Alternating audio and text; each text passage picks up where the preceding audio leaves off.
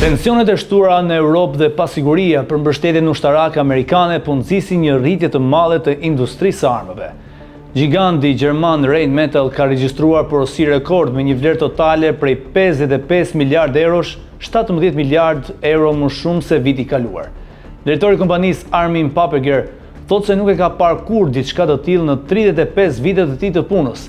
Më bazë në Düsseldorf, kompania po përballet me një kërkesë të lartë për municione, mjete të blinduara si tanke Leopard, raketa, radar dhe sisteme të mbrojtjes ajrore. Sipas Paperger, Europa po përgatitet të rrisë investime për mbrojtjen e saj pasi Shtetet e Bashkuara po sinjalizojnë tërheqje nga roli i saj tradicional si garantuese e sigurisë.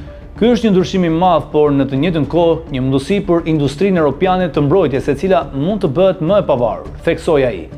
Kompania ka shënuar një rritje prej 35% të ardhurave, ndërsa kërkesa për teknologji ushtarake është në rritje. Ekspertët e industrisë vlerësojnë se nëse vendet e NATO-s rrisin buxhetin e mbrojtjes në 2.5 deri në 3.5 të produktit të brendshëm bruto, industria e armatimeve mund të arrijë në një qarkullim prej 300 deri në 400 miliardë euro deri në vitin 2030. Kjo situatë tregon se një epokë e re e armatimit ka nisur në Europë, me shtetet që kërkojnë të sigurojnë mbrojtjen më të fortë dhe më të pavarur.